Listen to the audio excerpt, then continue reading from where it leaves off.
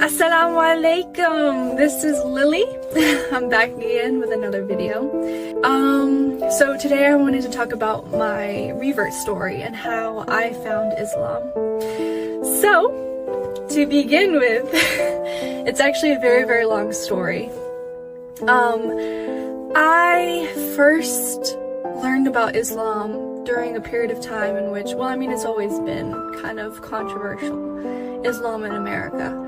But this was a time in which a lot of things were going on and a lot of hatred was coming out of the world towards Islam. And I really wanted to understand why people were so angry with Muslims and Islam itself. So from there, I decided to ask one of my friends. She's Moroccan and also Muslim, and she gave me my first Quran. I really had the intention of reading verses inside of it and trying to figure out what people were angry about. But I ended up not doing so because I was only in middle school. I was only like 13, 14 at the time. So I was very childish for the time. Obviously, because I was 12, 13. But I knew that the Quran was a holy book. I knew that it was sacred. So I took very good care of it, and I still have it today. And I was gonna do like a show and tell, but like, I forgot to bring the book with me. It's Thanksgiving, so everybody's just celebrating right now. But, yeah.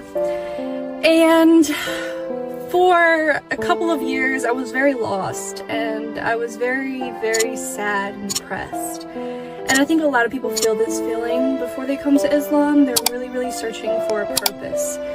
And I knew I always believed in God, but I did not find God through Christianity. It just wasn't my flavor, I guess you could say. And I know that's probably not the best way to articulate that, but that's the best way I can explain it for right now.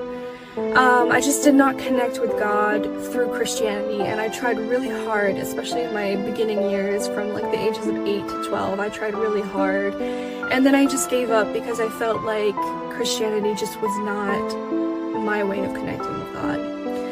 And then fast forward to 2020, March of 2020, I began my journey to Islam. Seriously. I began watching other influencers on YouTube. One name that sticks out to me right now is Umayya Zain. A lot of people know her. She's very, very well known on YouTube and TikTok. And I loved her videos. I was watching her hijab tutorial videos. I was really, really inspired by her modesty. And I really, really wanted to kind of reflect that type of modesty on myself. I thought it was just a beautiful concept, and the idea of getting closer to God by guarding our chastity was something beautiful, our adornments. And so, basically, I got to the point where I wanted to try out hijab. I wanted to see how I felt in it. So I went out a couple of times with hijab. I was not Muslim at the time. I had not taken my shahada, but I was just very interested in the modesty concept. And I began reading and researching Islam. I began reading hadiths. I began reading surahs of the Quran. And I finally reached a point where I was like, I think this is it. I think this is how I can connect with God. And so I decided to take my shahada. I believe it was the beginning of April. So we were kind of going into Ramadan at that point. And it also was COVID, and so there was this huge lockdown, and there really wasn't a big Muslim community that I could connect with at the moment. But I tried my hardest after I took my shahada in the beginning of April. So that is how I became Muslim, and I've had a very, very long path. It's been a beautiful journey. 2 years in now, as I said in my last video.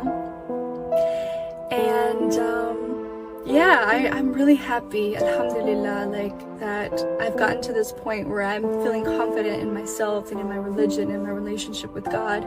I think that's the most important thing for any Muslim, is to just be happy and in true connection with God. And to be honest, I had a lot of struggles at the beginning of my journey in Islam. My family wasn't super accepting of it, and over time they softened their hearts and became accepting, and alhamdulillah, we're at this point. But I feel like for every revert, there's always a struggle, a challenge, because people are not used to Islam.